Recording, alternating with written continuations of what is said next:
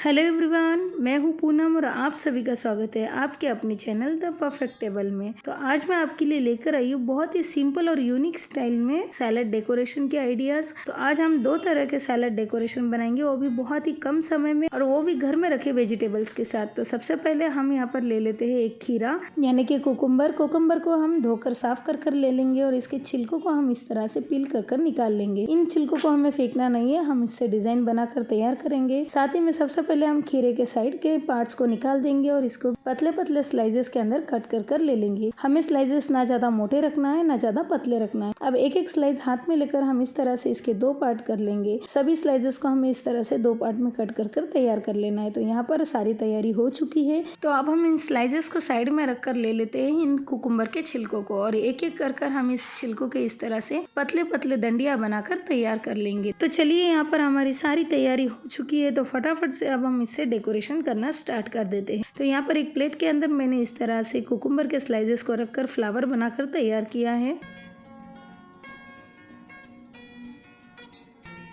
अब हम बीच में रख देंगे इस तरह से एक चेरी को हाफ कट कर। अगर आपके पास चेरी ना हो तो यहाँ पर आप ग्रेप्स को भी रख सकते हो या फिर आप कैरेट को भी इस तरह से कट कर रख सकते हो। तो यहाँ पर हमने साइड में भी छोटे छोटे फ्लावर्स बनाकर तैयार किए हैं। ये बहुत ही आसानी से बन जाते हैं और यहाँ पर हमने इस तरह से खड़ी वाली चेरी को कट कर इस पर रख दिया है। अब हम साथ ही में इसके ऊपर लगा देंगे डंडिया। तो यहाँ पर हमने जो कुकुम्बर को पील कर रखा था, इससे अब इसके ऊपर हम डंडिया लगा देंगे।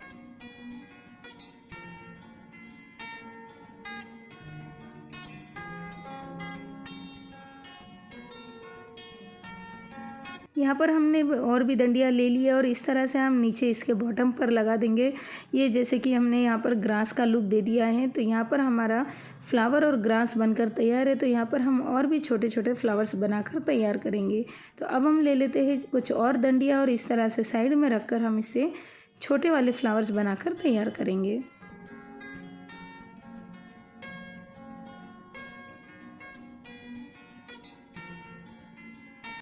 तो यहाँ पर मैं बीच में भी थोड़े थोड़े से इस तरह से डंडिया रख देती हूँ और थोड़े से चेरीज को हाफ कट कर हमने इस तरह से यहाँ पर डेकोरेट कर लिया है। तो ये लीजिए, हमारी एक डिज़ाइन बनकर तैयार हो चुकी है। तो चलिए, अब हम दूसरा वाला सैलेड डेकोरेशन बनाकर तैयार कर लेते हैं। तो इस डेकोरेशन के लिए हमें चाहिए यहाँ पर थोड़े से कुकुम्बर के पिल, साथ ही में आधा कुकुम्बर बगैर पिल किया हुआ और यहाँ पर ले लेती हूँ मैं कैरेट। कुकुम्बर को इस तरह से हम बीच में से कट कर इसके दो पार्ट बनाकर ले लेंगे। अब हम इसे साइड में रख लेते हैं और कैरेट को भी हम पिल कर ले लेते हैं। कैरेट के पिल के हुए छिलकों की हमें जरूरत नहीं है, हम इसे साइड में हटाकर इसे अब डेकोरेशन बनाना शुरू करते हैं। तो सबसे पहले हम कैरेट को ऊपर से और नीचे से दोनों तरफ से एक्स्ट्रा पार्ट निकाल कर ले लेंगे और यहाँ पर हमारी सारी तैयारी हो चुकी है। तो अब हम कैरेट के पतले पतले स्लाइसेस बनाकर तैयार कर लेते हैं।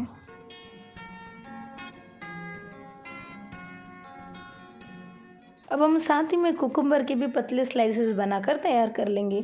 यहाँ पर हमें कुकुम्बर का छिलका नहीं उतारना है, हमें डायरेक्ट छिलके के साथ ही कुकुम्बर के स्लाइसेस कर लेना है।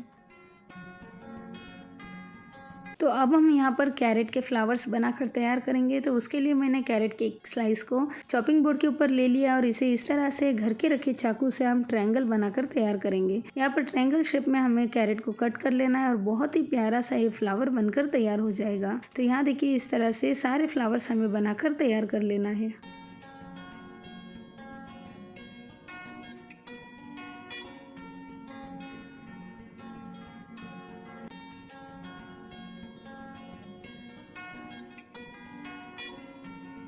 तो यहाँ देखिए, हमारे सारे छोटे बड़े फ्लावर्स बनकर तैयार है और ये बच्चे वाले पार्ट को हम कोई सैलेड या कोई रेसिपी में इस्तेमाल कर लेंगे। तो चलिए, अब सैलेड डेकोरेशन करना स्टार्ट करते हैं। तो यहाँ पर सबसे पहले हम कुकुम्बर के जो पिल है उसकी इस तरह से डंडिया बनाकर यहाँ पर रखते जाएंगे। तो यहाँ पर हमने इस तरह से डंडियों को अरेंज कर लिया है। अब हम जो कुकुम्बर के स्लाइसेस हमने बना कर रखे थे उसे एक के ऊपर एक रखते हुए इस तरह से अरेंज कर लेंगे।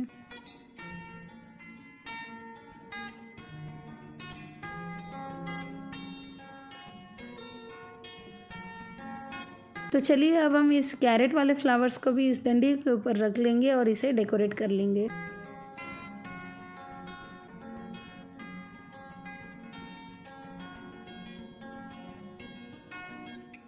तो यहाँ पर मैंने बड़े से लेकर छोटे फ्लावर्स इस तरह से अरेंज कर लिए और ये लीजिए हमारा कुकुम्बर कैरेट सैलेड बनकर तैयार है। तो कैसे लगी आज के हमारे दोनों सैलेड डेकोरेशन के आइडियाज़ हमें कमेंट्स कर ज़रूर बताना। और अगर आपको वीडियो अच्छा लगे तो वीडियो को लाइक करना ना भूले। तो चलिए मिलते हैं एक नई रेसिपी के साथ। Thank you so much.